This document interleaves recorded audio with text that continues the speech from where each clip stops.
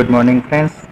ધોરણ 11 અર્થશાસ્ત્રની અંદર chapter number 7 ભારતીય અર્થતંત્ર, જેની અંદર આજે આપણે ખૂબ જ અગત્યના સવાલની વાત કરીએ કે સ્વાતંત્ર્ય પહેલાંનું ભારતનું અર્થતંત્ર કેવું હતું.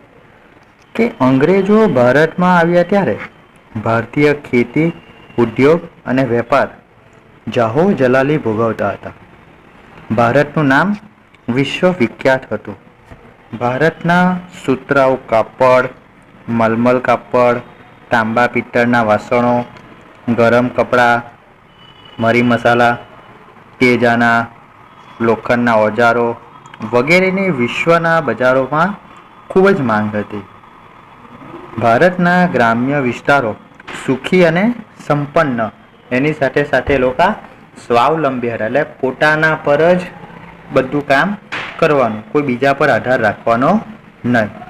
ગૃહ ઉદ્યોગો અને નાના પાયાના ઉદ્યોગોનો વ્યવસ્થિત વિકાસ થયો હતો.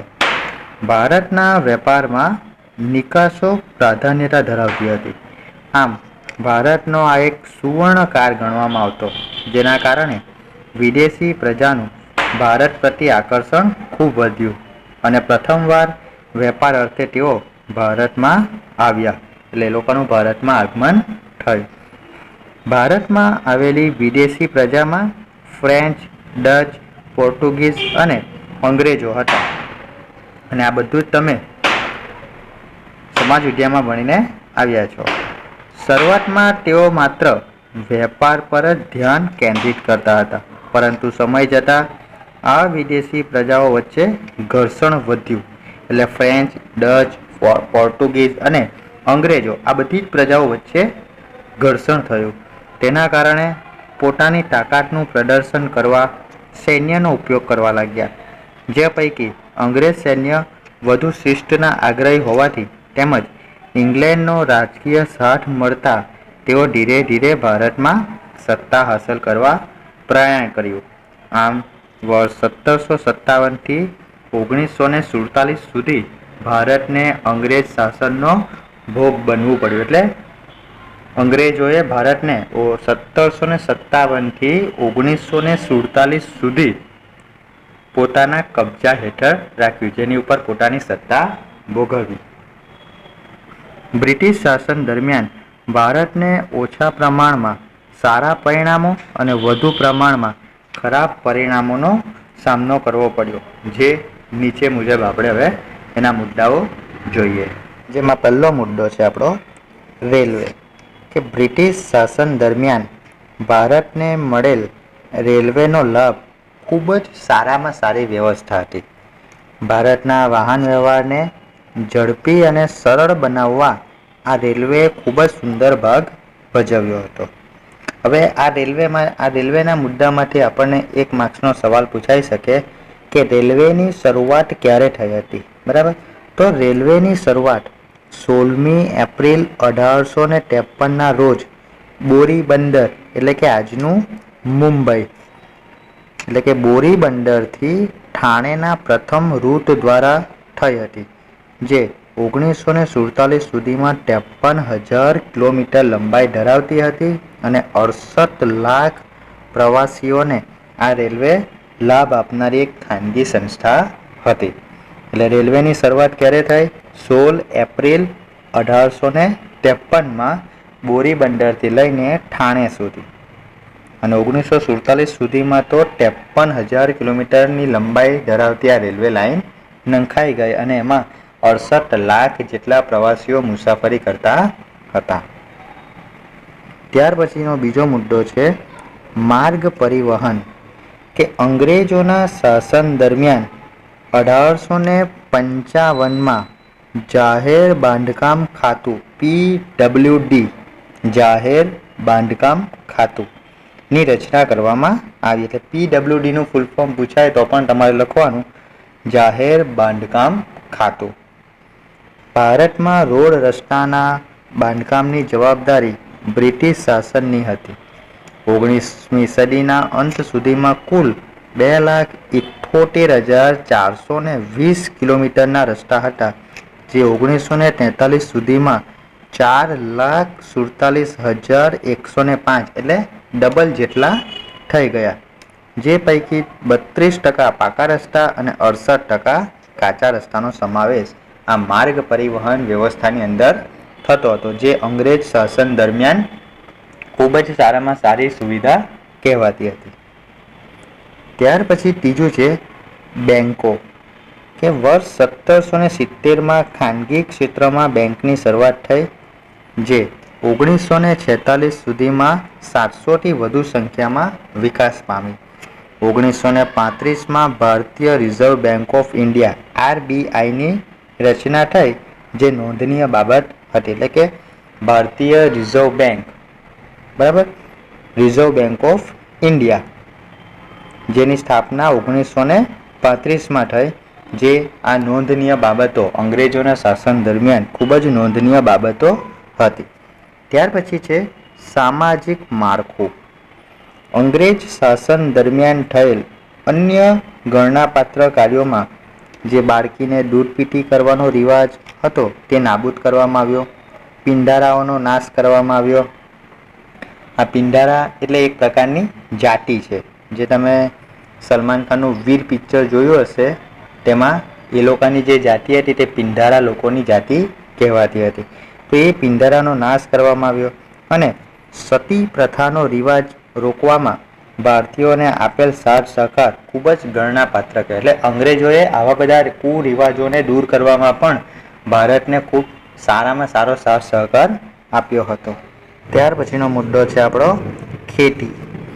અંગ્રેજ શાસન દરમિયાન ભારતીય ખેડૂતો પાસેથી ઊંચા દરે લેવાતું જમીન મહેસૂલ, જમીનદારોની પ્રથાને પ્રોત્સાહન, ખેડ હકને સુરક્ષા અને સલામતી ન આપવી વગેરે દ્વારા ખેડૂતોનું ભારે શોષણ થતું હતું, જેથી ભારતીય ખેડૂતો ગરીબ બન્યા અને કેટલાક ખેત મજૂરો બની ગયા. એટલે ખેડૂતો ગરીબ બન્યા અને એની સાથે સાથે એ લોકો જાતે મજૂર પણ બની ગયા. જે ખેતીના માલિક હતા એ માલિક જ મજૂર બની ગયા. આ ઉપરાંત ખેતીનો પોતાના સ્વાર્થ માટે ઉપયોગ શરૂ કરાવ્યો, જેના લીધે ખેડૂતોને ખૂબ નુકસાન થયું. અંતે બ્રિટિશ શાસનને કારણે ખેતી અને ખેડૂતો પાયમાલ થઈ ગયા. હવે આ જે ખેડૂતોનું જે શોષણ થતું હતું તે તમે લગાન પિક્ચરમાં જોયું જ હશે, કે એ લોકો જે વસ્તુનું ઉત્પાદન કરે તેમાં ઘણી બધી એ લોકોએ જમીન મહેસૂલ અંગ્રેજોને આપી દેવું પડતું હતું અને પોતાના માટે તો માત્ર જમવાનું હોય એટલું જ બાકી રહેતું હતું. તો આવી રીતના પણ એ લોકોનું ઘણું શોષણ કરવામાં આવતું હતું. આ ઉપરાંત બ્રિટનની ઔદ્યોગિક ક્રાંતિ બાદ કાપડ ઉદ્યોગમાં ગળીની જરૂરિયાતનો વધારો થયો. તેથી બ્રિટિશ સરકારે ગળીનું ઉત્પાદન અને નિકાસ વધે એવા પ્રયત્ન કર્યા, પરંતુ ગળીનું ઉત્પાદન કરનાર ખેડૂતોને વાવેતર માટે ધિરાણ અપાતું ન હતું અને જો પાક નિષ્ફળ જાય તો ધિરાણ ભરપાઈ ન કરી શકવાથી ખેડૂતો દેવાદાર બની જાય. આમ અંગ્રેજોના શાસન દરમિયાન ખેડૂતોનું ઘણું શોષણ થવાને કારણે ખેડૂતોના હાલ એકદમ બેહાલ જેવા થઈ ગયા અને ખેતી ક્ષેત્ર ત્યારે ભાંગી પડ્યું. ખેડૂતો વધુ ઉત્પાદન કરવા માટે પ્રોત્સાહિત થતા હતા નહીં, જેના કારણે પણ ઉત્પાદન ઓછું થતું હતું. ત્યાર પછી છે મહેસૂલનો દર. ઈસ્ટ ઇન્ડિયા કંપનીએ વિભિન્ન રાજાઓ પાસેથી મહેસૂલ ઉઘરાવવાની સત્તા મેળવીને ભારતના જમીન માલિકો પાસેથી ઊંચા દરે મહેસૂલ ઉઘરાવવાનો પરવાનો મેળવ્યો. એટલે રાજાઓ પાસેથી એ લોકોએ પરમિશન લઈ લીધી, પરવાનગી લઈ લીધી કે આ જમીનદારો પાસેથી, જમીન માલિકો પાસેથી એ લોકો ખૂબ ઊંચા દરે જમીન મહેસૂલ ઉઘરાવી શકે. બ્રિટિશ સરકાર દ્વારા ખેડૂતની ખેતીની આવકનો અડધો ભાગ જેટલા ઊંચા દરે મહેસૂલ ઉઘરાવવાની નીતિ એ લોકોએ અપનાવી. આ ઉપરાંત મહેસૂલ ઉઘરાવવામાં બ્રિટિશ સરકાર ખૂબ જ જુલ્મી હતા. જે લોકો આવી રીતના મહેસૂલ નહીં આપતા હતા તે લોકોની જમીન એ લોકો પચાવી પાડતા હતા, લઈ લેતા હતા અને એ લોકોને મજૂર બનાવી દેતા હતા. તે ખેડૂતોને દંડ કરતી, મિલકત જપ્ત કરતી, ખેડાણ હેતુથી આપેલી જમીન પાછી લઈ લેતી. આમ આવા મનસ્વી નિર્ણયોથી ભારતીય ખેતીને પારાવાર ખૂબ જ નુકસાન થતું હતું. એ 7મો મુદ્દો છે કરવેરાનો ઊંચો દર. કે બ્રિટિશ શાસન દરમિયાન કરવેરાની આવક અંગે દાદાભાઈ નવરોજીની ગણતરી મુજબ 1876માં ઊંચી આવકવાળા બ્રિટનમાં કરવેરા દ્વારા રાષ્ટ્રીય આવકના 8% જેટલો હિસ્સો આપતા હતા, જ્યારે બ્રિટિશ સરકાર ભારતમાં નીચી આવકવાળા પાસેથી 15% જેટલો રાષ્ટ્રીય આવકનો હિસ્સો કરવેરા રૂપે ઉઘરાવતી.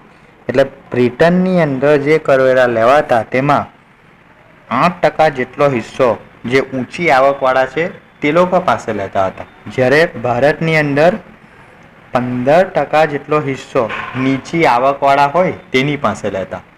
એટલે ઊંચી આવક અને નીચી આવકવાળા પાસેથી જે કરવેરા લેવાનો દર હતો તે ખૂબ જ અસામાન્ય હતો. બ્રિટનમાં 8% પણ તેઓ કેવું ઊંચી આવકવાળા હોય તેની પાસે, અને ભારતની અંદર નીચી આવકવાળા પાસે 15%. બરાબર. દાખલા તરીકે મીઠા પરનો કરવેરો.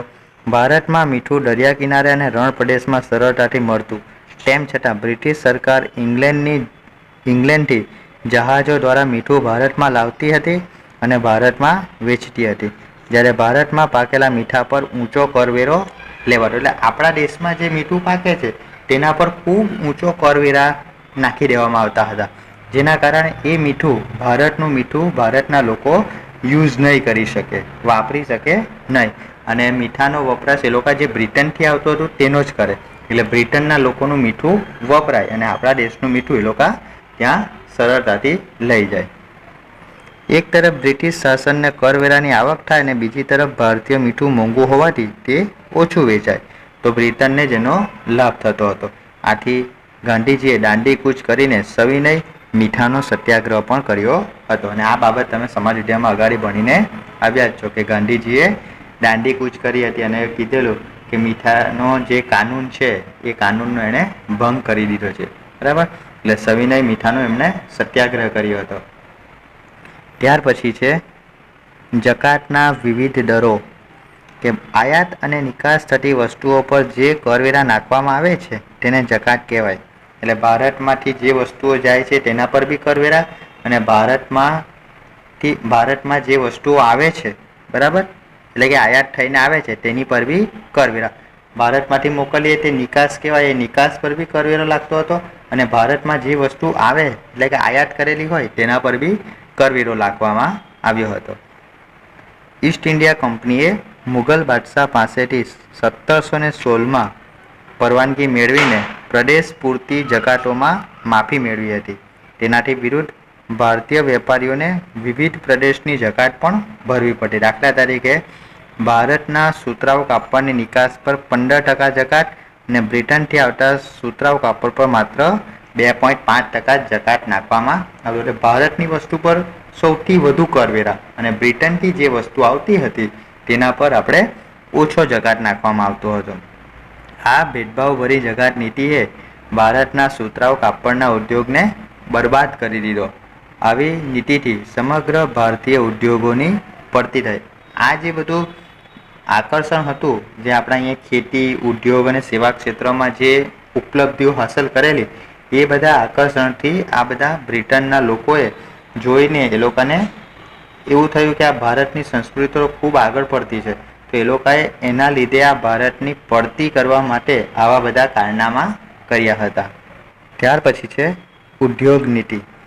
બ્રિટનમાં ઈસવીસન 1750થી 1830ના સમયગાળા દરમિયાન ઔદ્યોગિક ક્રાંતિ થઈ.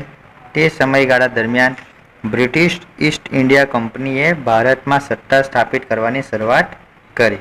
એટલે 1750થી 1830ના સમયગાળા દરમિયાન બ્રિટિશ ઈસ્ટ ઇન્ડિયા કંપનીની સ્થાપના થઈ, જ્યારે ઈસવીસન 1858 સુધીમાં દેશનો ઘણો ભાગ અંગ્રેજોના શાસન હેઠળ આવી ગયો હતો, જેથી બ્રિટિશ શાસન હેઠળના ભારતીય વિસ્તારોમાં બ્રિટિશ સરકારે બ્રિટનની ઉત્પાદિત વસ્તુઓને વધુને વધુ વેચાય. એટલે બ્રિટિશ શાસન હેઠળના જે ભારતીય વિસ્તારો હતા તેની અંદર બ્રિટિશ લોકોની જે વસ્તુઓ છે એ બધી જ વસ્તુઓ સૌથી વધારે વેચાય એવી નીતિ અપનાવી, જેથી ભારતીય ઉદ્યોગો સાહસિકો નિરુત્સાહી બની ગયા. એટલે ભારતના જે ઉદ્યોગ ચલાવતા હતા તે લોકો નિરુત્સાહી બન્યા અને વિકાસના માર્ગે આગળ વધવાને બદલે એ લોકો પડતી થઈ લોકોની. જેથી ભારતીય ઉદ્યોગો પડી ભાંગ્યા અને તેના કારણે શ્રમિકોની બેકારી વધી, જે તેમને ફરી ખેતી તરફ વાળવામાં કારણભૂત બની, જેથી શ્રમિકોનું ખેતી ઉપર ભારણ વધ્યું. એટલે કે જે ઉદ્યોગો ચલાવતા હતા એ ઉદ્યોગો ચલાવવાવાળા વ્યક્તિઓ પણ પછી ઉદ્યોગોમાં પડતી થવાને કારણે ખેતી તરફ વળ્યા અને ખેતી તરફ વળવાને કારણે શ્રમિકોનું ખેતી ઉપર ભારણ વધી ગયું. એટલે જેટલા ઓલરેડી ખેતીમાં જોડાયેલા હતા એના કરતાં પછી વધારે લોકો ખેતીમાં જોડાયા. 10મો મુદ્દો છે આર્થિક શોષણ. કે બ્રિટિશ અર્થતંત્રને સુદૃઢ કરવાના આશયથી ઈસ્ટ ઇન્ડિયા કંપની અને બ્રિટિશ સરકારે એવા પ્રકારની વ્યૂહરચના અપનાવી કે જેના દ્વારા માત્ર બ્રિટિશ અર્થતંત્રનો જ લાભ થાય. એટલે બ્રિટિશરોએ એવી નીતિ અપનાવી કે કંઈ પણ વસ્તુ થાય એમાં ફાયદો બ્રિટિશનો જ થવો જોઈએ, બસ એવી જ નીતિ અપનાવો. ભારતમાં ઉત્પાદન થાય છે તેના ઉપર સૌથી વધારે કરવેરા લગાવી દો, બ્રિટનથી જે વસ્તુ આવે છે તેના પર કરવેરા ઓછા અને લોકોએ બ્રિટનની વસ્તુ જ ખરીદવાનો આગ્રહ રાખે એવી નીતિ અપનાવો. એના માટે ભલે શોષણ કરવું પડે લોકોનું તો શોષણ કરો, પણ વ્યક્તિઓ શું માત્ર ને માત્ર બ્રિટિશ વસ્તુઓ જ ખરીદવા જોઈએ. આ ઉપરાંત ખેત નીતિ, ઔદ્યોગિક નીતિ એમાં પણ બ્રિટનના વિકાસને જ પ્રોત્સાહન મળે. જેમ કે ભારતના ભોગે બ્રિટિશ ઉદ્યોગોને જરૂરી કાચો માલ મળી રહે તે હેતુથી ભારતીય ખેતીનું વેપારીકરણ કરવામાં, એટલે કે ભારતમાં જે કાચો માલ છે ઉત્પાદન કરવા માટે એ બધો જ કાચો માલ બ્રિટિશ પહોંચવો જોઈએ. એના માટે ખેતીનું વેપારીકરણ કરી દીધું, જેથી બ્રિટિશ અર્થતંત્રને અનુકૂળ વસ્તુઓ અને સેવાઓ સસ્તા અને ખૂબ જ વ્યાજબી દરોએ મળી રહે. આવી રીતના ભારતના લોકોનું આર્થિક શોષણ કરવામાં આવતું હતું. ત્યાર પછી છે હસ્તકલા કારીગરોનું શોષણ. કે વિવિધ હસ્તકલા વસ્તુઓના વેચાણ દ્વારા ઈસ્ટ ઇન્ડિયા કંપની ભારે આવક ઊભી કરવા માંગતી હતી, જેથી તેમણે આંતરિક વેપારમાં ઇજારાનો લાભ લઈને, ઇજારો એટલે એના જેવી પછી બીજી કોઈ વસ્તુ મળે જ નહીં, ઇજારાનો લાભ લઈને હસ્તકલા કારીગરો પાસેથી બજાર કિંમત કરતાં 15થી 40% ઓછી કિંમતે ખરીદી લેતા હતા. એટલે જે આવી હસ્તકલાની જે કિંમત હોય એના કરતાં 15થી 40% ઓછી કિંમતે એ લોકો ખરીદી લેતા હતા.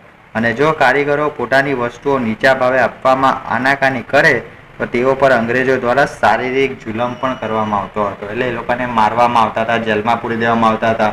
બરાબર, આવા વગેરે શારીરિક જુલમો એ વેપારીઓ પર કરવામાં આવતા હતા. એટલે આવી રીતના પણ આર્થિક અને શારીરિક શોષણ ભારતના વેપારીઓનું થતું હતું. ક્યારે? સ્વાતંત્રતા પહેલા. ત્યાર પછી 12મો મુદ્દો છે આપણો મૂડીરોકાણનો પ્રવાહ. કે બ્રિટિશ શાસન દ્વારા ભારતની અને બ્રિટનની જે મૂડીનું રોકાણ કરવામાં આવ્યું તેની દિશા બ્રિટન તરફી અને ભારત વિરોધી રાખવામાં આવી. એટલે ભારતના લોકો પણ જે મૂડીરોકાણ કરે તે બ્રિટન તરફ જ હોવું જોઈએ. બરાબર, એટલે કે આ મૂડીરોકાણથી ભારત પર અંગ્રેજોનું સામ્રાજ્ય કાયમ માટે રહે અને બ્રિટિશ અર્થતંત્રને તેનો સઘળો લાભ મળે. એટલે ભારતમાં કોઈ પણ પ્રકારનું મૂડીરોકાણ નહીં થવું જોઈએ. ભારતના લોકો પણ મૂડીરોકાણ કરે તો બ્રિટિશ કંપનીઓની અંદર જ કરવા જોઈએ. આ મૂડીરોકાણ પાછળનો મુખ્ય હેતુ બ્રિટનમાં કાચા માલની આયાતને, ભારતમાં તૈયાર વસ્તુની નિકાસને અને લશ્કરી હેરફેરને અનુકૂળ રહે એવા રસ્તા બનાવડાવ્યા, રેલવે રૂટ તૈયાર કર્યો. તદુપરાંત રેલવે માટેના ઉચ્ચ તજજ્ઞો અને અધિકારીઓ બ્રિટનથી ઊંચા દરે લાવવામાં આવતા હતા. બ્રિટિશ શાસન દ્વારા શિક્ષણ પાછળ મૂડીરોકાણ કરી બ્રિટિશ સરકારને અનુકૂળ એવા કારકુનો મળી રહે તેવું શિક્ષણ અપાતું. મૂડીરોકાણ ખર્ચ કરવામાં આવ્યું અને આ તમામ મૂડીરોકાણ ખર્ચને ઊંચા વ્યાજ દરે બ્રિટનમાંથી મૂડી લાવી ગોઠવવામાં આવતું અને તેનો સમગ્ર બોજો ભારતના માથે લાદી દેવામાં આવે. એટલે બ્રિટનમાંથી બધી વસ્તુઓ લાવે અને એ બ્રિટનમાંથી વસ્તુઓ લાવીને ભારતમાં ઊંચા દરે વેચતા હતા. બ્રિટનમાંથી તજજ્ઞો મંગાવે, એ તજજ્ઞોને ભારતીયોએ પગાર આપવાનો, તે પણ કેવું ઊંચા દરે. આવી રીતના મૂડીરોકાણનો પ્રવાહ બ્રિટનમાં વહેતો હતો. ઓલરેડી બ્રિટનના જ લોકો, તજજ્ઞો પણ બ્રિટનના જ, પણ પગાર ભારતીયો ચૂકવે અને એ પગાર પણ કેવો ઊંચા દરે ચૂકવાતો. એટલે ભારતના જે નાણાં છે, મૂડી છે, બધું ક્યાં જતું? બ્રિટનમાં. તો આવી રીતના જે સમગ્ર બોજો હતો, જે ભાર હતો, એ બધો જ ભાર ભારતના માથે આવતો હતો. ત્યાર પછી છેલ્લો ટોપિક છે આપણો વિવિધ ભરણાનો બોજો. કે ભારતે બ્રિટિશ હકુમત વહીવટનો ચાર્જ પણ ચૂકવવો પડતો, જેને હોમ ચાર્જીસ એટલે કે ભરણા તરીકે ઓળખાતો હતો. એટલે 1 માર્ક્સનો ખૂબ જ અગત્યનો સવાલ કે ભારતે બ્રિટિશ હુકુમત વહીવટનો ચાર્જ ચૂકવવો પડતો હતો, જેને હોમ ચાર્જીસ તરીકે ઓળખાય, એટલે કે ભરણા તરીકે ઓળખાતો હતો. એટલે ભરણું એટલે શું? તો કે ભારતે બ્રિટિશ હુકુમત વહીવટનો ચાર્જ ચૂકવવાનો થતો તેને હોમ ચાર્જીસ અથવા તો ભરણા તરીકે ઓળખવામાં આવે છે. ભારતે બ્રિટિશરોને આવી કેટલીક ચૂકવણીઓ કરવી પડતી, જેમ કે બ્રિટિશ અધિકારીઓના પગાર, પેન્શન, ભથ્થા, લશ્કરનું ખર્ચ, દેવા પર વ્યાજની ચૂકવણી, આવી બધી ચૂકવણી ભારત સરકારે કરવી પડતી હતી. જેના આધારે બનતું બજેટ બ્રિટનમાં રજૂ થતું. એટલે જે બજેટ બનતું તે બજેટ પણ ક્યાં? બ્રિટનમાં રજૂ થતું હતું. ઈસવીસન 1924-25ના વર્ષોમાં 300 લાખ પાઉન્ડ જેવી જંગી રકમ ચૂકવવી પડી હતી, જે 1945માં 1350 લાખ પાઉન્ડ થઈ ગઈ. આપણે 1924-25નું બજેટ જે રજૂ કર્યું તેમાં 300 લાખ પાઉન્ડ જેટલી મોટી રકમ બ્રિટનને ચૂકવવી પડી હતી અને 1945માં 1350 લાખ પાઉન્ડ આપણે બજેટમાં રજૂ કરેલી હતી. આવી વિશિષ્ટ ચૂકવણીઓને આધારે ભારત ગરીબ અને ભારતના ભોગે બ્રિટન ખૂબ જ ધનવાન બની ગયું. અંતે 15મી ઓગસ્ટ 1947નો દિવસ આવ્યો કે જ્યારે અંગ્રેજો ભારત છોડીને ગયા. ત્યારે ભારતના ખેતી, ઉદ્યોગ અને વેપાર વગેરેની કંગાળ સ્થિતિ થઈ ગઈ હતી. એ લોકો ભારતના 3 ક્ષેત્રોને એટલા કંગાળ બનાવી ગયા હતા કે એ સ્થિતિમાં હજુ પણ આપણે એટલી રિકવરી કરી શક્યા નથી. લગભગ 150 વર્ષના ગાળામાં દેશની માથાદીઠ આવક ઘટવા પામી હતી અને ભારતીય અર્થતંત્ર જે ઇંગ્લેન્ડ કરતાં સમૃદ્ધ હતું તે બ્રિટિશ શાસનના શોષણને કારણે ઇંગ્લેન્ડની સરખામણીએ ખૂબ જ ગરીબ બની ગયું. એકદમ સામાન્ય કક્ષાનું અર્થતંત્ર આપણા ભારતનું બની ગયું. બરાબર.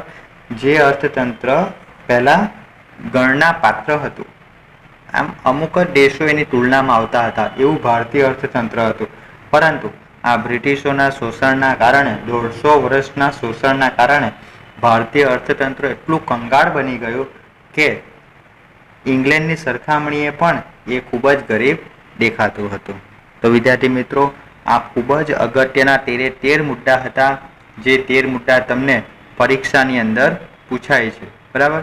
કે સ્વાતંત્રતા પહેલાંનું ભારતીય અર્થતંત્ર કેવું હતું, અને આમાં 13 મુદ્દા તમારે ફરજિયાત લખવાના રહેશે. બરાબર. તો જ તમને 5માંથી 5 માર્ક્સ મળશે.